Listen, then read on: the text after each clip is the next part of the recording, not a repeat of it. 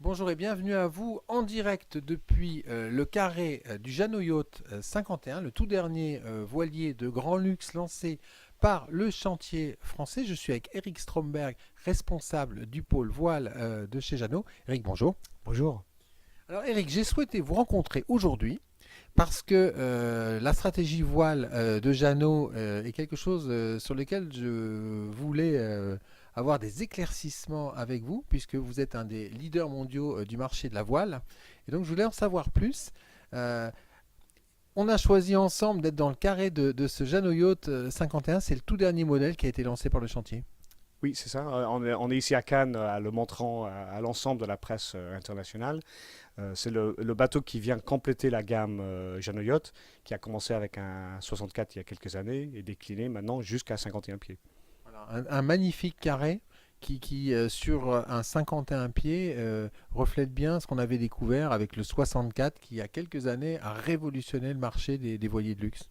Oui, pour nous, c'était quand même un enjeu majeur de faire un 51 pieds dans l'image d'un 64, sans bien sûr avoir le prix d'un 64. Donc il fallait bien sélectionner à la fois l'ergonomie, les détails, les matériaux et tout ça pour donner la même impression à 51 pieds qu'on peut avoir en 64 pieds.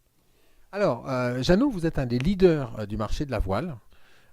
Vous avez trois gammes de produits, des voiliers de course et de course croisière, c'est les Sunfast. Vous avez les Sun Odyssey, c'est les voiliers de croisière familiaux. Et puis vous avez Jeannot Yacht, ce sont les voiliers de luxe. Quelle est aujourd'hui la stratégie de Jeannot sur le marché de la voile? Et on est sur Actu Nautique, Eric. Donc il faudra que vous n'y couperez pas, il nous faudra un scoop.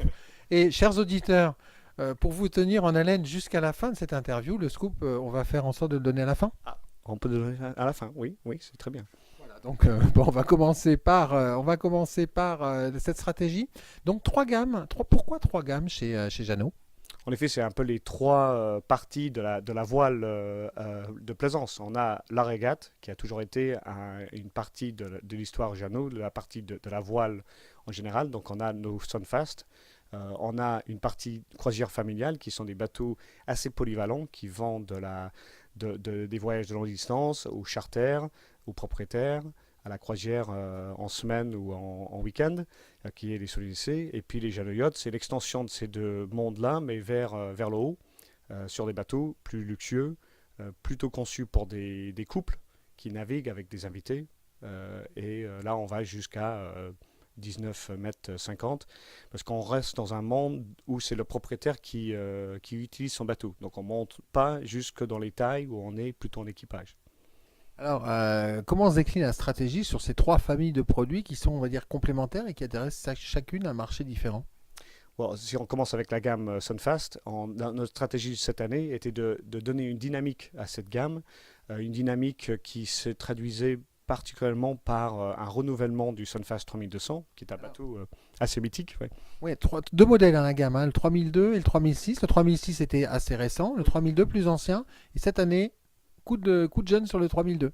En effet, on a fait le 3006 6-7 ans après le 3002, donc on a vu une progression de tendance dans le marché de la régate, et on a voulu remettre à jour le Sunfast 3200, un peu dans l'image du 36 pieds, avec un cockpit plus ouvert, plus accueillant, avec la possibilité de faire un peu plus de régate en équipage. Et les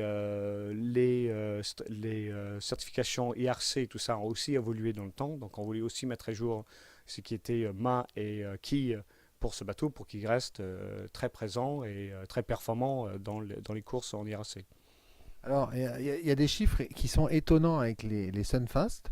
Vous n'êtes pas forcément le chantier qui fait le plus de bruit médiatique par rapport à vos bateaux, et pourtant sur les courses, la majorité des bateaux qui régatent, ce sont des Sunfast. Oui.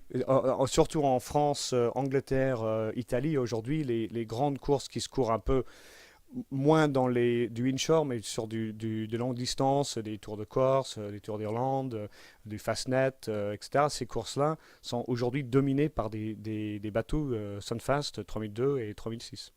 Quelques chiffres. On a aujourd'hui plus de 300 bateaux livrés de ces deux bateaux-là. Donc c'est déjà un défi. Ça paraît peut-être petit par rapport à ce qu'on sait faire dans les bateaux de croisière, mais reste quand même une niche. Donc aujourd'hui, on est parmi les plus grands constructeurs de bateaux de régate dans le monde. Et ces bateaux-là sont dispersés sur plus de 30 pays dans le monde, même s'il y a quelques pôles où il y a quand même des fortes présences de bateaux. Et on a des courses comme le Transgradra sur laquelle on a plus de 30% de la flotte sont des Sunfast. Oui, donc c'est clairement une position de leader dominant. C'est sûr, oui. C'est une partie du marché qui était un peu affaiblie pendant la crise et qui n'a pas exactement pas remis pour l'instant. Donc nos bateaux se performent assez bien dans ces tailles-là. Alors maintenant passons à la gamme Sun Odyssey qui est la gamme grand public avec des bateaux qui vont de 34 à 50, 51 pieds. Quelle est votre stratégie sur cette gamme? Pour cette gamme-là, on a vu, c'est une gamme qui est assez mature, c'est une gamme qui a été lancée en 2010, donc avec le renouvellement qui s'est fait. Donc les derniers bateaux de cette gamme sont sortis il y a eu juste quelques années. Et on voulait le mettre à jour en mettant très en avant la partie customisation, personnalisation des bateaux, qui est quelque chose qu'on a de plus en plus fort, qu'on a toujours eu dans les bateaux plus grands. Mais en effet, même aujourd'hui, les gens qui achètent un 10 mètres veulent pouvoir choisir leur couleur de coque, veulent choisir les couleurs de bois, de plancher, de sellerie, etc. Donc il y a beaucoup plus de choix dans ces bateaux. C'est des bateaux qui étaient régulièrement mis à jour avec des delphinières, des jupes arrière très larges, des codes zéro, toutes les évolutions qu'on a vues ces dernières années dans la croisière plutôt venue de la course, on les a adaptés là-dedans. Donc c'est vraiment sur cet axe de donner le choix de bois et de plancher sur lequel on a beaucoup travaillé cette année. Donc des bateaux qui sont une gamme qui est régulièrement upgradée, modifiée pour s'adapter aux tendances et aux attentes de la clientèle. Exactement. Donc ça, Pas de révolution en fait, une évolution constante. c'est un peu notre fer de lance et l'idée de évolution plutôt que révolution. Il y a des marques qui sont très liées à la révolution à chaque génération de bateaux. Nous, on est plutôt une synthèse de ce qui se pratique dans le marché. Donc on prend un peu de partout, la course, le super yacht, etc. On essaie de synthétiser dans un programme vraiment axé vers la croisière familiale. Et pour nous, cette formule-là nous a bien servi pendant 60 ans. Donc ça, c'est une gamme à succès avec deux types de plans d'aménagement intérieur, du deck saloon ou des aménagements plus classiques. Exactement, on a une petite mini-gamme dans la gamme Sonicé qui est la gamme Deck Saloon, qui est des bateaux de 41 et 44 pieds, qui permet d'avoir un carré un peu surélevé avec une vision extérieure plus importante et un volume cockpit plus important. Pour revenir à notre scoop, juste pour rappeler, on abordera notre scoop à la fin de cette interview, hein, c'est ça, hein. Vous allez tenir jusqu'à la fin. On va tenir jusqu'à la fin. Stratégie au niveau de la gamme des Jeannot Yachts. Là, vous avez commencé par le haut avec le 64. Vous avez révolutionné quand même le marché des yachts pour ensuite le décliner vers des tailles plus petites.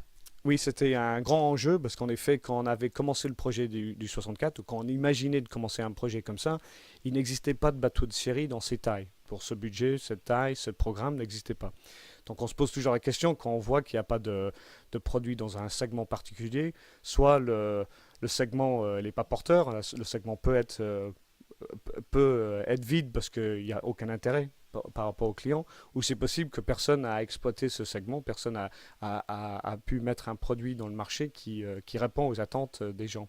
Donc le 64, on était très content d'avoir le succès qu'on a eu.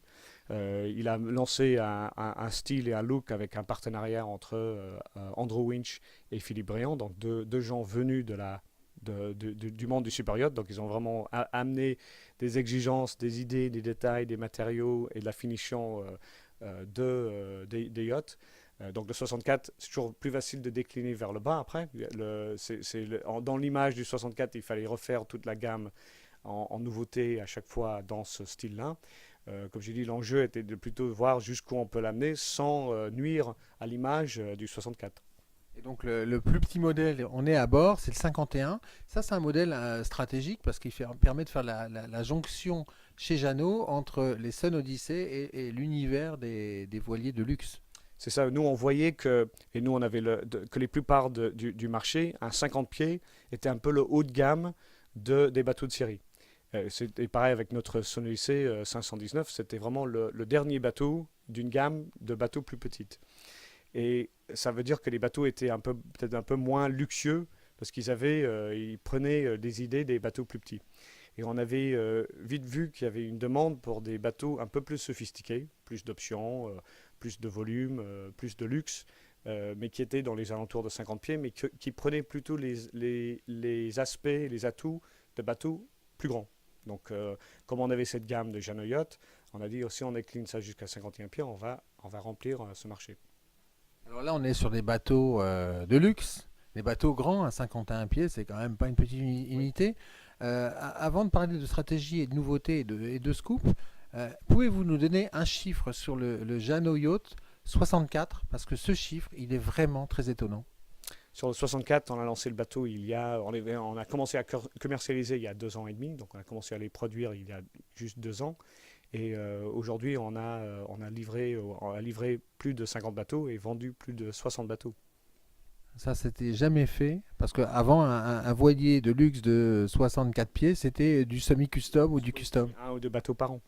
Donc c'est vraiment une révolution dans ce marché-là.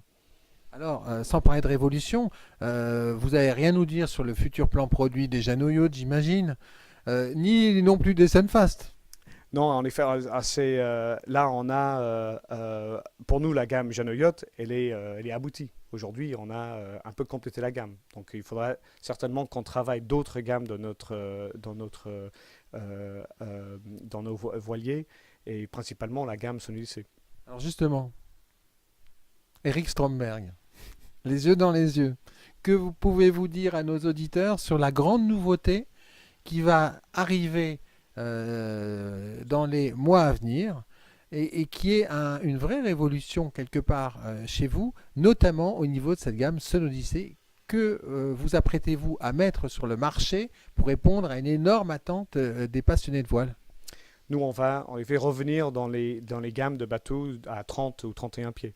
Donc, on va étendre la gamme Sonodyssey jusqu'à 30 pieds, qui était le cas avant la crise, mais c'était un peu cette partie du marché qui était le plus atteint en termes de budget.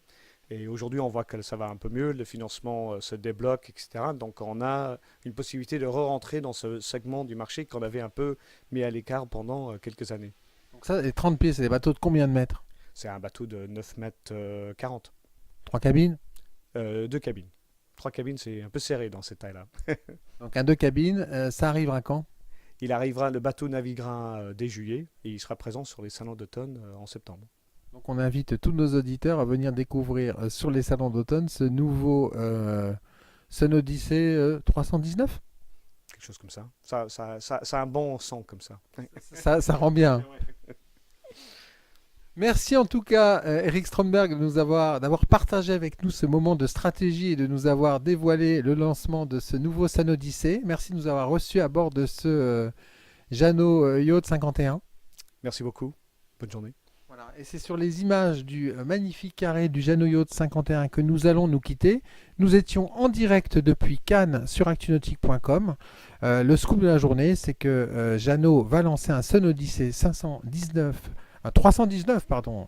519 existe toujours, ce sera sur les salons d'automne. À très bientôt pour un prochain direct. Nous étions à Cannes, Actunautique, Nicolas Venance.